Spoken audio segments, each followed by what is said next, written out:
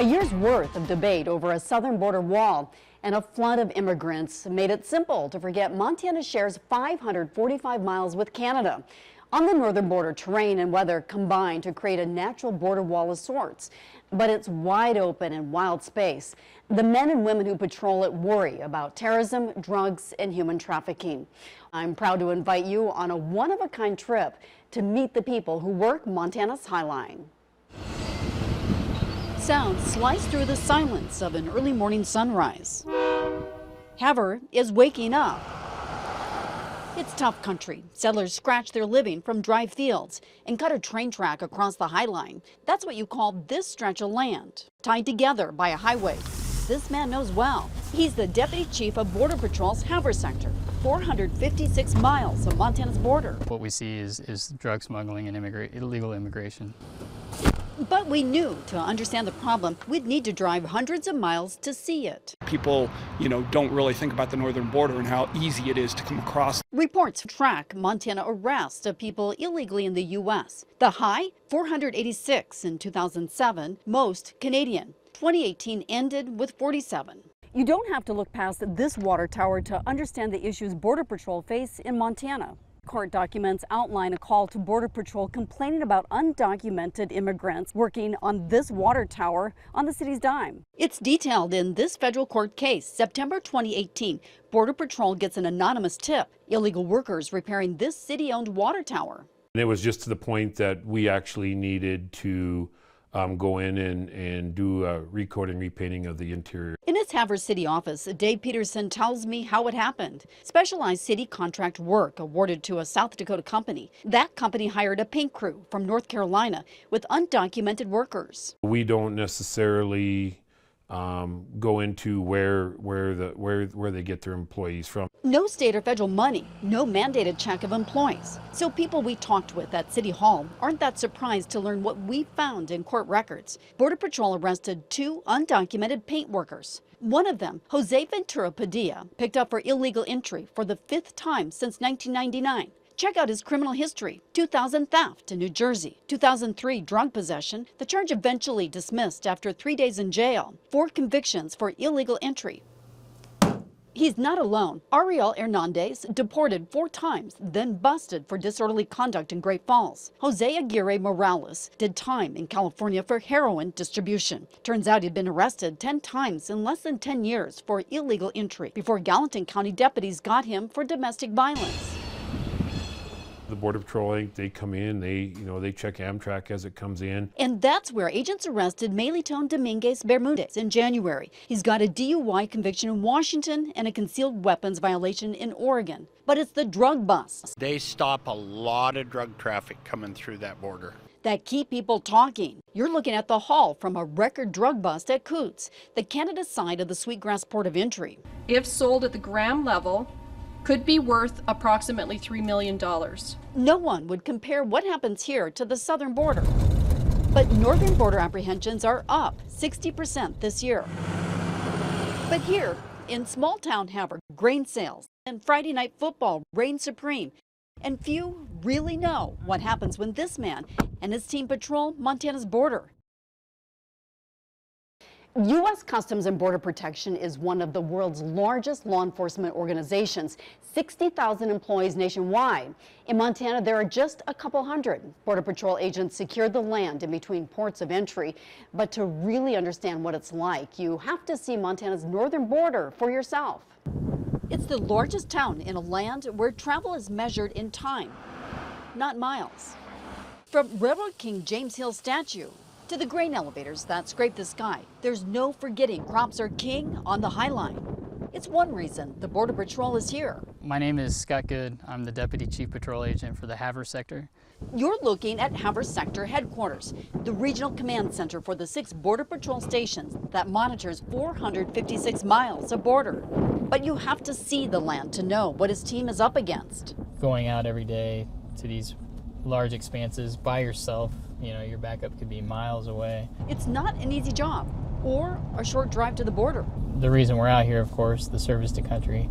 And this country is wide open, 6 residents for every square mile. Farmers and ranchers, they have thousands of acres and they just know everything that's going on and they know when things don't look right. It's a partnership that dates back to the 20s. Sugar beets pulled in workers, many there illegally. They filled tent cities. Others came to harvest grains. And in 1924, the feds set up Havre sector. The northern border, of course, is double the size of the southwest border. And there's only 2,000 Border Patrol agents along the entire northern border. That means agents use targeted enforcement, images from the air that show a cut fence, a tip from a farmer, an alarm from a seismic sensor. They'll come out to areas like this every single day and they'll spend all day just observing and searching. Here's a look at how close we are to the border in this remote area of Montana. Behind me you see the Milk River and it comes down from Canada into Montana.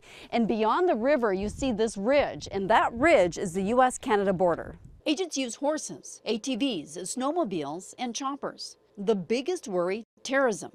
Most common arrests, smuggling and illegal immigration. Apprehensions here are up 60% this year. Stats show Border Patrol's arrested 1 out of 10, at least once before. There was a boat that was, brought from Canada through the milk, and then further down the river here was just abandoned, and then my agents at another station actually picked up the individual and were able to backtrack. It's tough country.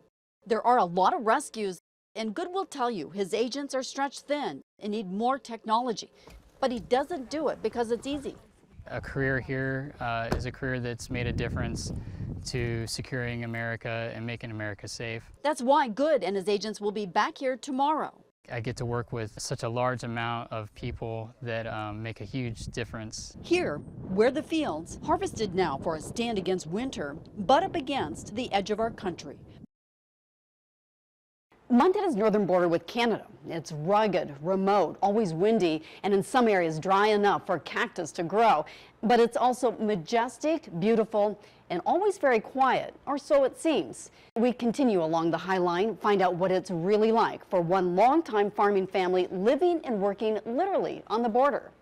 The stories from those living on Montana's High Line are endless. We did have a 2-ton truck go missing one year, and we later found it in Lethbridge. We've had some people come into our yard that were trying to find a way across the border. And for one family with a long tradition of farming literally on the border, it adds an interesting component to their everyday lives. Last winter we had a guy trying to get south with a Mustang in about 8 inches of snow, and he got stuck actually just on our driveway. This is Border Road in Sweetgrass Country. From above, it looks like any other remote farm road. It's the same on the ground. Here at Sweetgrass, here's one of the markers that indicate the U.S.-Canada border. But as you can see in other areas, it's pretty hard to tell where the border is. Crops line Border Road as far as the eye can see. During our visit, farmers rush to bring in the harvest. We like to work sun up to sundown if we can. Dylan Horgus knows this land well. Grandpa bought the farm, and my dad's farming it now, and hopefully I'll be next in line there to take over soon. So it'll be 3 generations. His family's way of life on Border Road played out in a National Geographic story. Here are his grandparents. Across the road, their Canadian friends, the Ford family. Then it was easy to cross Border Road to visit and share farming equipment with their Canadian neighbors. Times have changed since 9/11. Really, it's all kind of gone away, and guys don't own land on both sides of the border anymore either. Now, to visit his neighbors in Canada, Dylan has to drive to Sweetgrass, go through the border crossing, and then drive back out on Border Road, a 12-mile trip just to cross the road. And then there's the constant presence of border security. It's definitely different. There's a lot more activity with the federal government being around, the Border Patrol driving around a lot. Dylan's wife, Laura Horgus, trains wild Mustangs at their home on Border Road. She says she has mixed feelings about Border Patrol. If we see any suspicious activity, we'll talk to them and let them know, hey, I'm not sure what this is about, but and then there's other guys that aren't really as interested in having a relationship with us. Even though Montana's northern border doesn't see as much activity as the southern border, Dylan and Laura say the security is worth it. If we are going to have terrorists coming in, I mean, I would probably pick a spot where there's not a lot of activity going on. It's nice to have the Border Patrol there to take care of it for us. And she'll tell you that's what you need at the northern edge of the country. It's big business in Montana, agriculture, and it makes up much of Montana's northern border with Canada. But it's changing. Our On the Border Special Project continues at Sweetgrass to find out what challenges the next generation of farmers face. The hardest part of the farming is probably the stress and what's going to happen. Mother Nature's pretty hard on us sometimes. Dylan Horgus is the next generation to continue his family's long tradition of farming along Montana's northern border. Living at the border goes beyond the challenges of dry land farming. It's all about trade and economics for the next generation. It makes farmers Dylan's age even more rare. Nowadays, there's not a lot of young generation on this border where we're at. Farming at the border is a lot different now. The days of borrowing equipment from the neighbors to keep costs down are long gone, even though the neighbors live right across the road in Canada. That really doesn't happen anymore. Really, it's all kind of gone away, and guys don't own land on both sides of the border anymore either. The reason? Tightened border security since 9/11. And the cost of owning just one vital piece of farming equipment like this sprayer? They're anywhere from $400,000 to $500,000. We use that a lot. That is our main piece of equipment nowadays. The cost of a combine? About the same, and we could see several of them in use out in the fields. The main crops here, barley and canola. The main customer, Coors. We watch as Dylan's father, Roger, brings in the combine, one generation greeting the next. Then it's Dylan's turn to drive the combine, and we climb in. Inside, it's all high-tech, equipped with sensors, GPS, and alarms. That was our wake-up alarm in case you fell asleep, so you don't run across the fence line. Even though advances in farming technology make it a little easier to bring in the harvest, they don't lessen the harsh realities next-generation farmers face. Farming is more of a gamble than going to Vegas, and that's just how it is. The weather, the market, the struggle to find help, and now tariffs. Billions and billions of dollars. Tremendous for the farmers. Tariffs do affect us, absolutely, yep.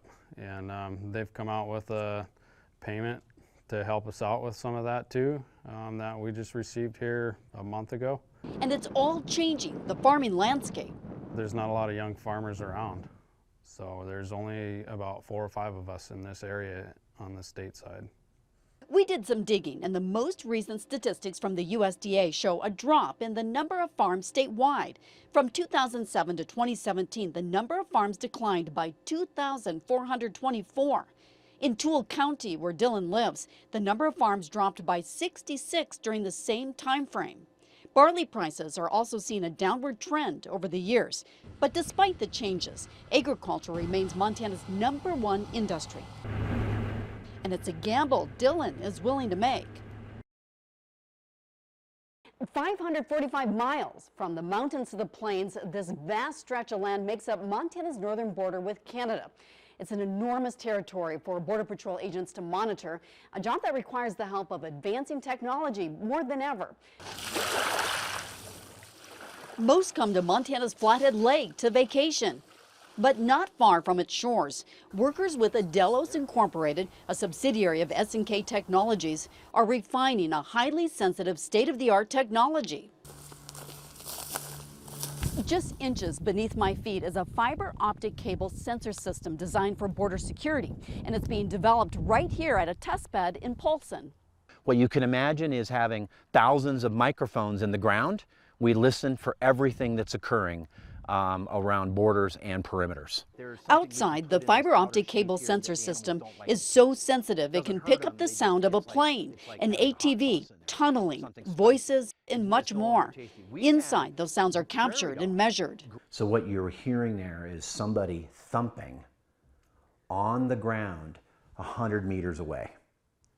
So I had a person, a human being, stand 100 meters from that fence on the south end. 100 meters is a long way, and do that. And that's what we're hearing, and this is what you're seeing. Company officials hope their technology will soon be installed on the northern border. It's going to take new and innovative solutions in a difference on the northern border, but all of the technology advancements will be used. Montana's northern border with Canada needs it. It's big, remote, and desolate. That's why Border Patrol agents tested the latest ground sensors, unmanned aircraft systems, and autonomous towers on the northern border in Sweetgrass, Montana. U.S. Senator Steve Daines called the technology critical to national security. Technology is going to help us keep our officers safer and, importantly as well, secure that northern border. We absolutely need more resources.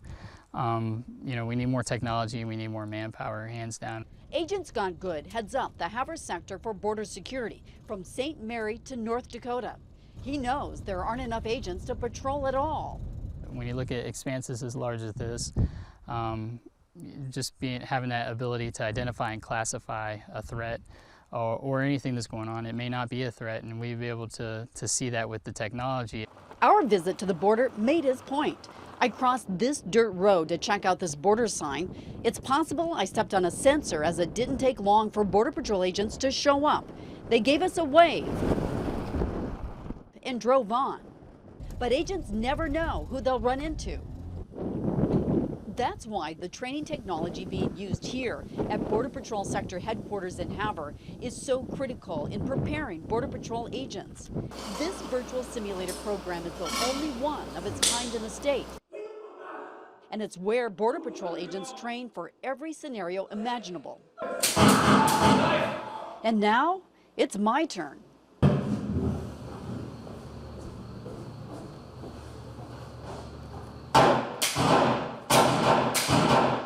A powerful example of what these agents are up against. The ability to have surveillance about what comes across the border is important not only to the United States but to Canada as well.